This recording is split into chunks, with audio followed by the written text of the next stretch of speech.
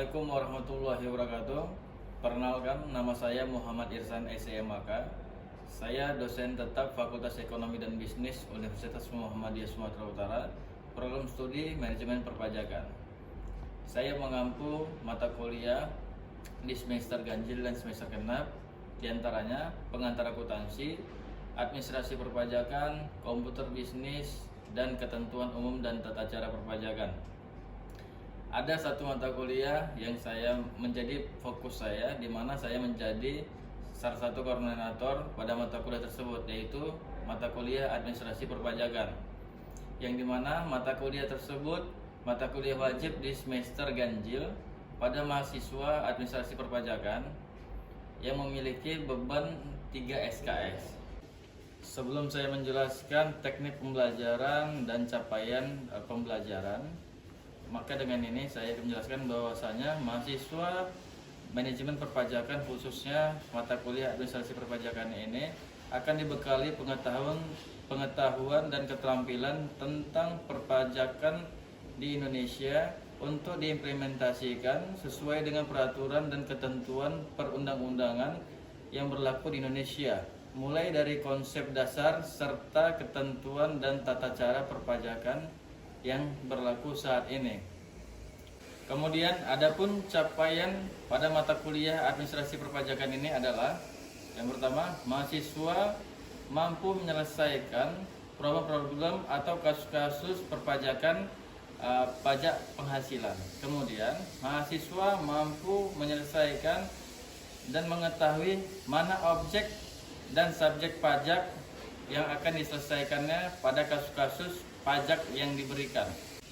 Nah, setelah itu mahasiswa akan melakukan proses belajar mengajar selama 14 minggu, selama 1 semester.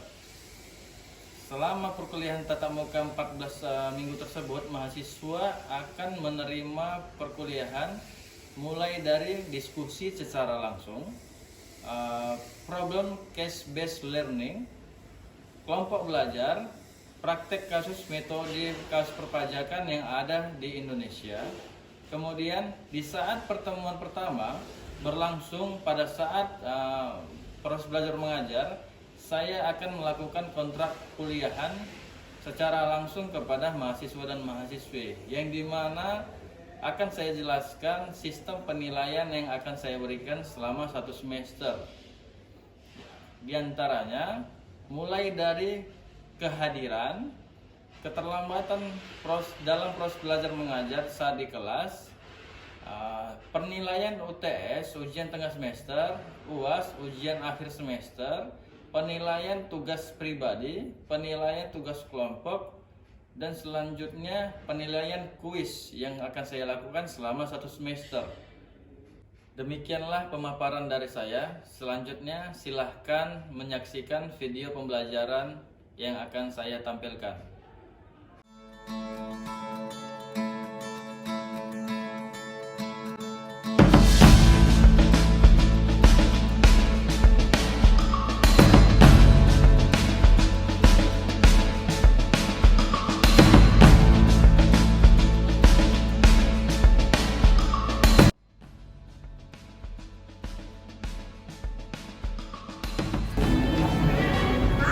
Mas, bisa ngobrol, Mas?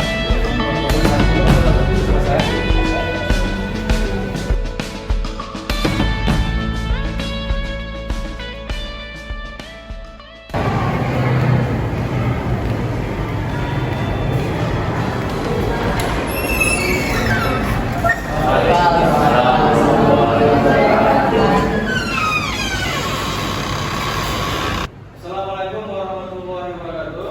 Waalaikumsalam warahmatullahi wabarakatuh. Apa kabar semuanya?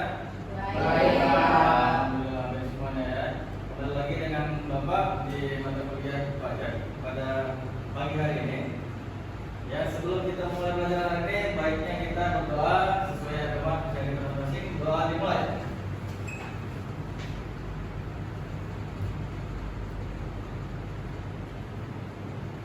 Ya, doa selesai. Nah, sebelum memulai pelajaran pada pagi hari ini, kita masuk ke materi PPH pasal 21. Minggu lalu kita sudah masuk belajar tentang pajak. Nah, pengertian pajak kira-kira masih ingat kan di kepala mahasiswa-mahasiswi sekalian?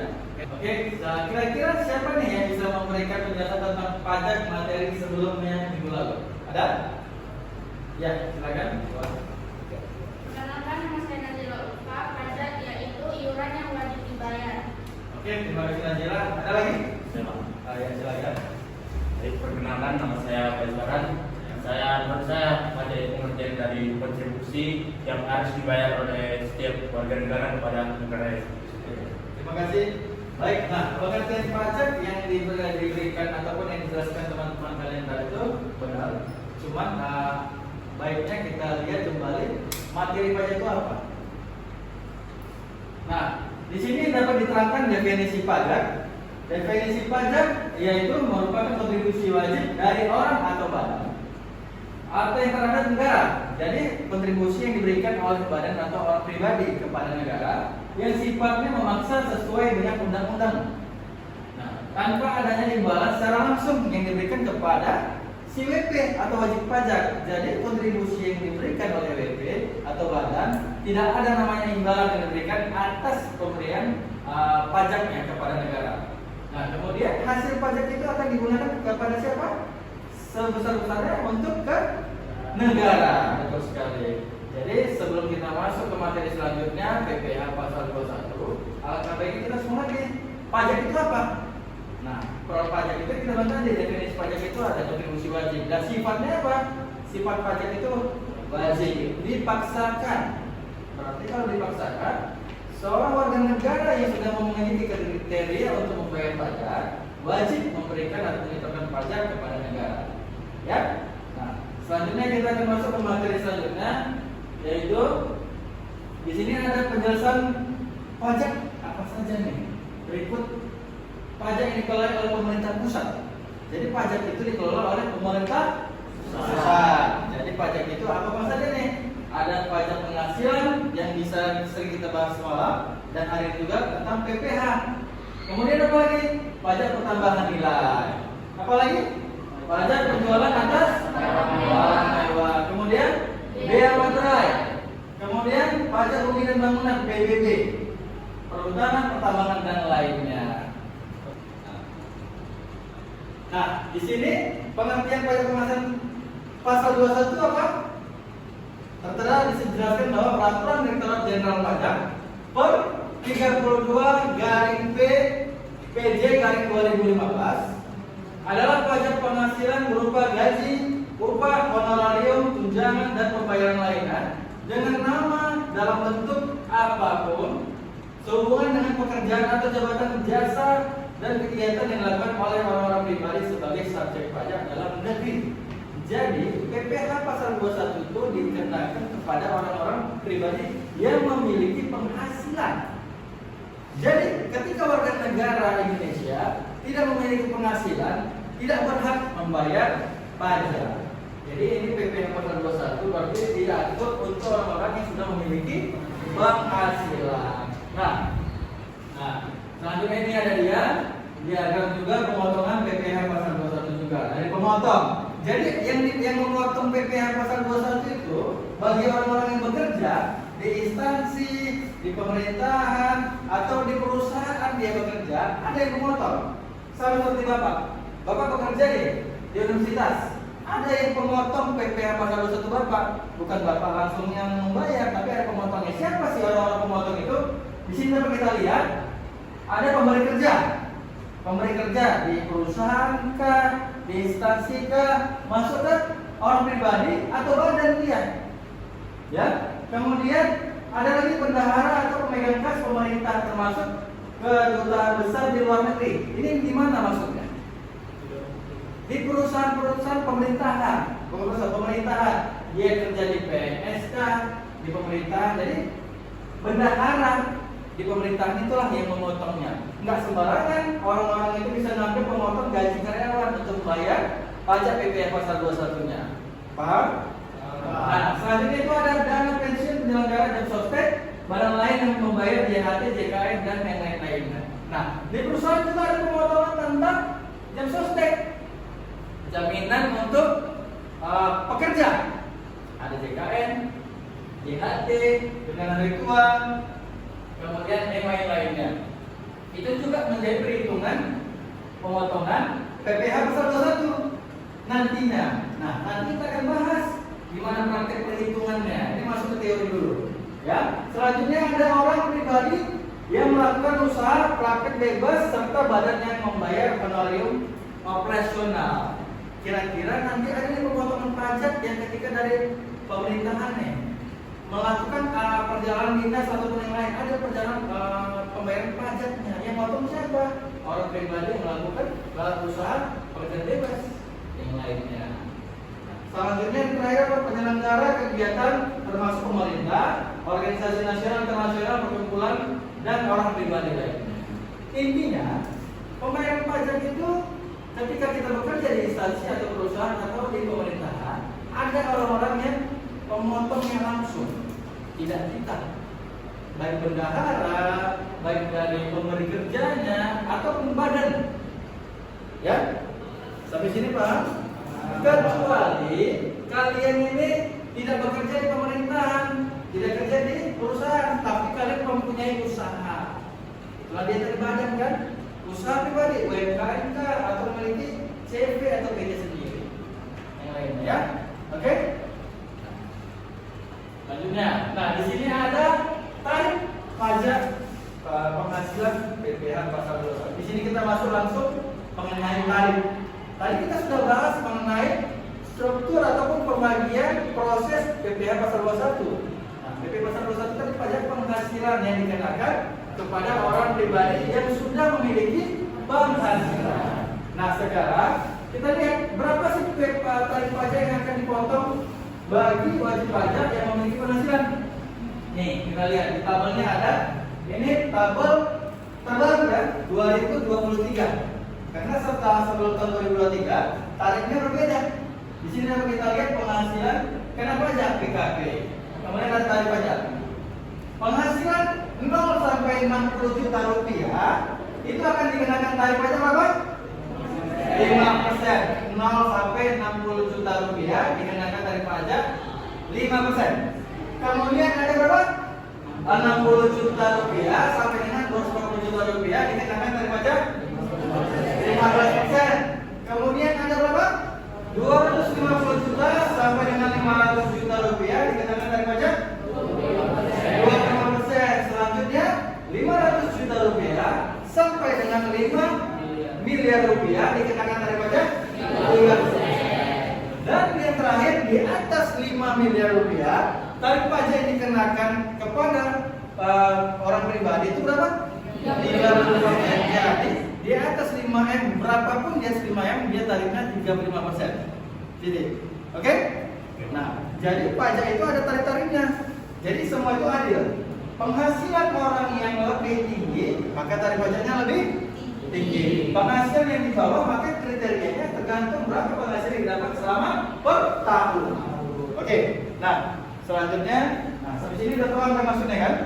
Jadi perhitungan gaji kalian ini di perusahaan atau punya penghasilan sampai dengan 60 juta, kalian itu dipotong 5% yang akan dibayarkan setiap tahun.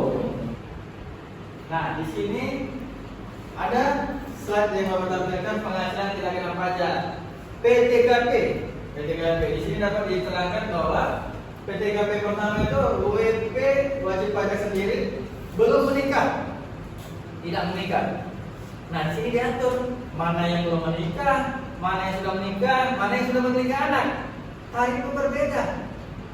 Ya kan nggak mungkin sama ketika dia memiliki anak, memiliki tanggungan, tarifnya sama di bawah. Pasti kan lebih besar pemotongannya. Oke? Wajib pajak sendiri tidak menikah, biaya PTKP berapa? 54 juta. Ya, PTKP apa? Penghasilan tidak kena pajak. Itulah pemotongan dari penghasilan yang didapatnya.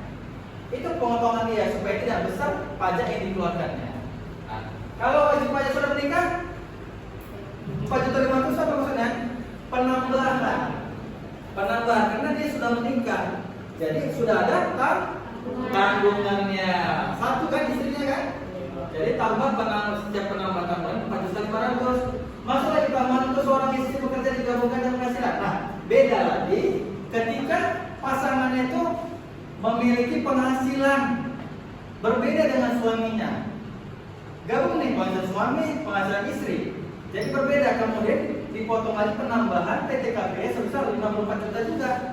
Tetapi kalau penghasilan suaminya saja yang berpatokan di keluarga tapi istrinya tidak bekerja, hanya cukup PTKP 54 juta rupiah. Tidak ada penambahan lain. Hanya ditambahkan sebesar 4.500.000 rupiah. Oke? Kemudian tambahan untuk setiap anggota keluarga saudara dalam hal keseluruhan mengurus anak-anak serta anak kandung paling banyak 3 orang. Maksudnya apa? Ketika dia sudah menikah nih, belum punya anak, tapi dia sudah punya tanggungan di dalam kakak, entah orang tuanya, entah adiknya, tapi tanggungan di dalam kakaknya. Itu tetap penambahan sebesar 4.500.000 per satu tanggungan. Ya, maksimal 3 orang. Maksimal 3 orang. Lebih dari 3 orang tetap dihitung 3 orang saja. Oke? Paham di sini? Oke. Nah, tadi sudah selesai nih. Masuk kita ke slide berikutnya. Ini PTKP WP pribadi. Nah, di sini dapat dilihat, yang tadi bilang PTKP wanita pria lajang TK 0 tidak kawin 4.054 juta. Selanjutnya ditambahkan 4.500.000 tambah TK 1 tidak kawin 1 tanggungan ya, baik bapak, anak, istri, anak atau adik sampai dengan TK 3. Kenapa maksimal 3? Selanjutnya PTKP pria kawin sudah menikah K0 kawin 0 maksudnya apa? Belum punya anak. K1 kawin sudah punya anak 1. K2 sudah punya anak 2. Selanjutnya PTKP suami istri digabung. Digabungi mobil tadi 54 juta suami, 84 juta istri. Berarti totalnya K0 120 juta. Ketika KI 1 berarti gabungan punya anak 1 ditambah 4.500.000. Selanjutnya sampai dengan K3. Oke, sampai sini paham? Oke, selanjutnya. Nah, selain tadi PTKP, ada lagi pengurangan yang di dalamnya. Apa itu? Biaya jabatan. Biaya jabatan itu adalah biaya untuk mendapatkan, menaiki dan memelihara penghasilan yang dapat dikeluarkan dari penghasilan setiap orang yang bekerja sebagai pegawai tetap tanpa memandang mempunyai jabatan kah atau tidak punya jabatan. Itu wajib ada biaya jabatan. Nah, di sini biaya jabatan yang dapat dikurangkan sehubungan dengan perhitungan penghasilan kena pajak adalah harus sesuai dengan peraturan Menteri Keuangan nomor 250 PMK 03/2008 yaitu sebesar 5%. Jadi di sini jumlah biaya jabatan dapat dijadikan sebagai pengurang penghasilan sebesar berapa persen? Sebanyak-banyaknya maksimal 6 juta rupiah. Jadi Pak, seandainya nih Pak, biaya jabatannya sudah kita kalikan sebesar 10 juta atau 8 juta rupiah Pak, apakah itu kita buat? Tidak. Jadi kita buat adalah maksimal 6 juta rupiah karena sudah lewat dari tarif maksimal sebesar 5%. Walaupun ketika lewat dia harus maksimal 6 juta rupiah biaya jabatan. Nah, kita masuk ke contoh kasus langsung. Ya, panggilan seorang karyawan di PT Dharma Jaya mendapatkan gaji setiap bulan 5.500.000 rupiah. Setiap bulannya panggilan membayar iuran BPJS Kesehatan 35.000, BPJS Ketenagakerjaan 65.000. Panggilan belum menikah. Ingat ya, belum menikah. Hitunglah besaran pajak penghasilan yang dibayarkan oleh panggilan. Oke, ketentuan tadi berarti dia TK 0. Masuk penerimaan pendapatan 1 tahun 12 kali 5 juta rupiah setiap bulan kan? Totalnya 66. Nah, pengurangnya apa saja? Ada biaya jabatan. Biaya jabatan berapa tadi kita bilang? 5% dari total gaji per tahun. 5 juta, 5% dikali 66 juta. Berapa pengurangnya? 3.300.000. Kemudian apa lagi pengurangnya? Iuran BPJS. Berapa? 12 kali 35.000 rupiah, totalnya 420.000. Kemudian iuran BPJS Ketenagakerjaan 12 dikali 65.000, totalnya 780.000. Selanjutnya dikurangkan menjadi pendapatan neto per berapa? 61.500.000. Nah, 61.500.000 itu PTKP-nya tadi berapa? Kenapa PTKP 54 juta? Karena dia TK 0, dia belum nikah dan tidak punya tanggungan. 54 juta dikurangkan materi dari pendapatan netonya, dikurang PTKP menjadi 7.500. 7.500 itu menjadi PKP, penghasilan kena pajak. Nah, jadi 7.500 PPh satu panggilan 5% dikali 7.500 menjadi per tahun dikali bayar panggilan. Kenapa 5%? Nah, benar. Dari tadi pajak tadi, ketika maksimal 60 juta, dia tarifnya 5%. Berapa tadi penghasilannya? PKP 7 juta di bawah 60. Berarti pengkaliannya dari pajaknya 5. Oke, berarti sudah paham ya. Selanjutnya kita masuk ke kasus kedua.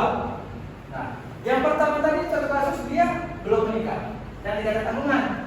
Yang kedua kita lihat Pak Robert, seorang karyawan di PT Makmur, mendapatkan gaji setiap bulan berapa? 7.500. Setiap bulannya Pak Robert membayar iuran apa saja?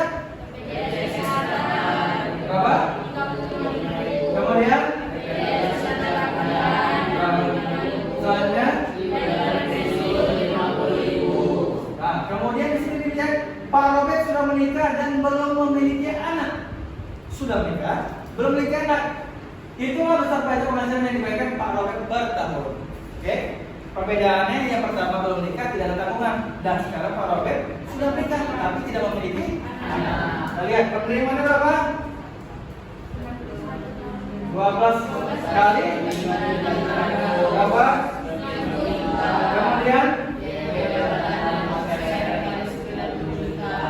Kemudian apa saja lagi pembayaran yang iuran BPJS berapa?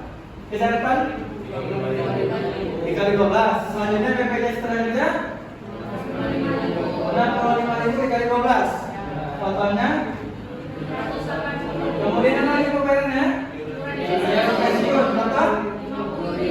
50.000 dikali 12.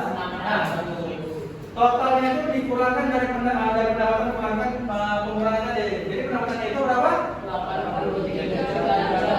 83.700. Nah, selanjutnya apa kita cari? PTKP-nya. Tadi dia sudah menikah, belum punya anak. PTKP tadi berapa? 54 juta. Ketika sudah menikah, mendapatkan istri, temuan berapa istri penambahannya? 4.500. Nah, hasil dari PTKP tadi 58.500. Kemudian neto tadi dikurangkan dengan PTKP. Kemudian hasilnya baru dapat PKP. Berapa PKP-nya? 25.200.000. Berarti PPh pasal 21 Pak Robert 5 berapa persen? 5%. Nah, masih di bawah 60 juta rupiah. Berarti tarifnya 5% dikali 25.200.000 rupiah. Berarti yang dibayarkan Pak Robert selama setahun itu 1.260.000 rupiah per tahun. Sini Pak. Sudah selesai tadi kita paparkan contoh kasus dan materinya. Kemudian sampai sini, kira-kira dalam materi PPh pasal 21 ada yang ingin bertanya? Saya Pak. Ya, siapa namanya? Perkenalkan, nama saya Dea Suryani. Ya. Nah, jadi saya menanya Pak, tadi kan ada tentang PTKP penghasilan tidak kena pajak. Ya. Nah, setiap tanggungan itu kan dikenakan 4.500. Jadi kalau misalkan WP ini sudah menikah dan punya anak 4 itu gimana ya Pak? Oh ya, terima kasih. Berarti tanggungannya ada 4. Oke, makasih. Jadi tadi kita bahas posisinya itu ada PTKP setiap tanggungan akan dikenakan pengurangnya 5.500. Nah, gimana nih kalau dia sudah menikah, tanggungannya itu punya anak 4. Nah, jadi tadi sudah ditertera, ini sudah ada slide sebelumnya. Bapak sudah bahas mungkin kelewatan tadi. Di sini dapat dilihat bahwasannya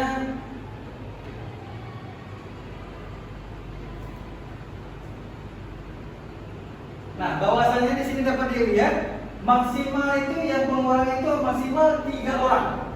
Jadi kalau lebih dari 3 orang, tetap pengurangnya itu maksimal 3 orang saja. Contoh, dia punya anak 4, berarti pengurangnya tetap 3 orang saja. 3 orang berarti apa? 4.500 dikali 3. Itu saja, lebih dari 3 tidak dihitung. Sudah cukup jelas? Oke. Ada pertanyaan lain? Kalau tidak ada, saya sudahi untuk pertemuan hari ini. Lebih dan kurang saya mohon maaf. Semoga kita dalam keadaan sehat selalu, semoga kita dalam keadaan selalu untuk bisa beraktivitas mengikuti perkuliahan selanjutnya. Bila bisa bilang, fastabiqul. Assalamualaikum warahmatullahi wabarakatuh.